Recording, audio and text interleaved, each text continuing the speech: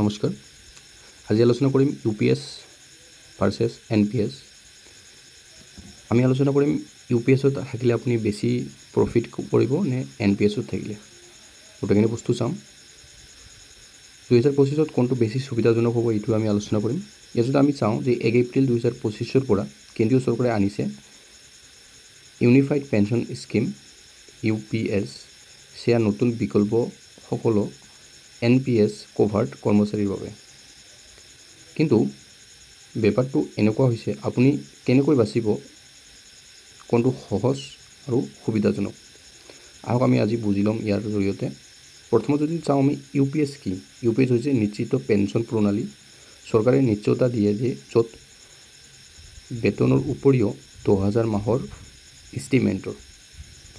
কিন্তু ইয়াৰ বাবে লাগে অন্ততঃ 20 বছৰ চাকৰি। আপোনাৰ যদি 20 বছৰ চাকৰি হয় তেতিয়াহে আপুনি ইউপিএছত আহিব পাৰিব। ইয়াত নিৰ্দিষ্ট এটা বেছিক পে লেভেল থাকে, বুজি পাইছে। NPS interface market trend government file. UPS বনাম এনপিএছৰ পাঠ্যখিনি যদি আমি ইয়াত চাওঁ, এইখিনি বস্তু যদি আপোনালোকে ভালকৈ চায় তেন্তে নিশ্চয় আপোনাৰ এনপিএছ আৰু ইউপিএছৰ যিটো সমস্যা এইটো আপোনাৰ ছল্ভ হ'ব। এনপিএছ মাৰ্কেটৰ ওপৰত নিৰ্ভৰশীল, মানে market linked 10% employee plus 10% government contribution, high risk high return. ইয়াত আপুনি যদি একদম স্পষ্ট এক্সাম্পল যদি চাওঁ যে আপুনি যদি 100 টকা এটা পাৰ মান্থ চাকৰি যদি আপুনি কৰে, 100 টকা এটা যদি চেলাৰী পায় তেন্তে আপোনাৰ 10% মানে 100 টকাৰ 10% যদি আমি চাওঁ মানে 10 টকা এটা চৰকাৰে প্ৰতি বছৰে আপোনাৰ একাউণ্টৰ পৰা কাটিব, মানে আপোনাৰ একাউণ্টত জমা ৰাখিব, কিন্তু এই পইচাখিনি আপোনালোকে উঠিয়াব নোৱাৰে। আৰু আপুনি যি 10% জমা কৰিছে ইয়াৰ লগত 10% চৰকাৰে জমা কৰিব, বুজি পাইছে নিশ্চয়। আপুনি যদি 10 টকা জমা কৰে আৰু চৰকাৰেও 10 টকা জমা কৰিব, ইয়াত আপুনি কি পাব হাই ৰিস্ক এণ্ড হাই ৰিটাৰ্ণ। কাৰণ এইখিনি পইচা আপোনাৰ যদি আছে এইখিনি পইচা আপোনাৰ ক'ত লগাব, শ্বেয়াৰ মাৰ্কেটত লগাব।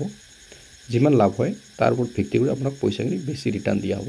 সেইকাৰণে হৈছে যে আপোনাৰ ইয়াত হাই ৰিস্ক আৰু হাই ৰিটাৰ্ণ থাকে।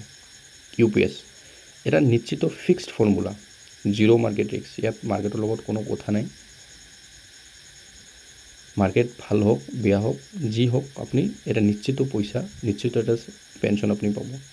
এনপিএছত লাভৰ সম্ভাৱনা বেছি কিন্তু নিশ্চিত নাই, মানে এনপিএছত আপোনালোকে লাভ বেছি পাব কিন্তু কিমান লাভ পাব এইখিনি ক'ব নোৱাৰি। কিন্তু ইউপিএছত আপুনি নিশ্চয়তা এটা পাব, কিমানখিনি পইচা পাব ইয়াত নিৰ্ধাৰিত আছে, কিন্তু ইয়াত লাভ নাই, বুজি পাইছে।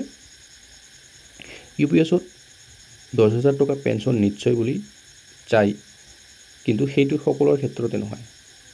পৰিচালনাত আছে অনিৰ্দিষ্টতা, লগত লাগে years of service pay level, বুজি পাইছে। ইউপিএছত যদি আপোনালোকে যায় তেন্তে আপোনাৰ ইয়াত এটা বেছিক পে লেভেল থাকে আৰু কিমান বছৰ আপুনি চাকৰি কৰিছে এইটো এটা নিৰ্ধাৰিত সময় ইয়াত থাকে। ইউপিএছ পেনশ্যন কৌশলসমূহ যদি আমি চাওঁ যে final basic pay into year also' service into pension factor. উদাহৰণ যদি আমি ইয়াত চাওঁ যে আপুনি যদি 50,000 টকা যদি আপোনাৰ বেছিক পে হয় 50,000 টকা, তেন্তে আপুনি কিমান বছৰ চাকৰি কৰিছে, ধৰি লওক 25 বছৰ আপুনি চাকৰি কৰিছে। কিন্তু এটা সময় মানে এটা সময় নিৰ্ধাৰণ যদি আমি কৰোঁ তেন্তে আপোনাৰ যদি পেনশ্যন যদি হ'ব তেন্তে 12,500 টকা আপোনাৰ পেনশ্যন হ'ব। এইটো আমি ইউপিএছৰ আণ্ডাৰত কৰি আছোঁ, ঠিক আছে। আৰু ইউপিএছৰ চুইচ যদি কৰে আপুনি কনভাৰ্ট যদি কেৱল এনপিএছ কভাৰ কেন্দ্ৰীয় চৰকাৰী হ'ব। আৰু 2018 পৰা এই নিযুক্তি হৈছে। 2025 আগষ্টৰ ভিতৰত আবেদন অনলাইনৰ বাবে নহয়।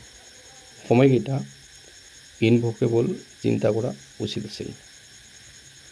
তাৰপিছত কৈছে যে চুইচ কৰিলে আপুনি যদি এনপিএছৰ পৰা ইউপিএছলৈ যায় তেন্তে ইউপিএছত নিশ্চিত আছে, মানে এটা চিয়'ৰ আছে, ইয়াত কোনো ধৰণৰ ৰিস্ক নাই, আপুনি এটা পইচা পাবই।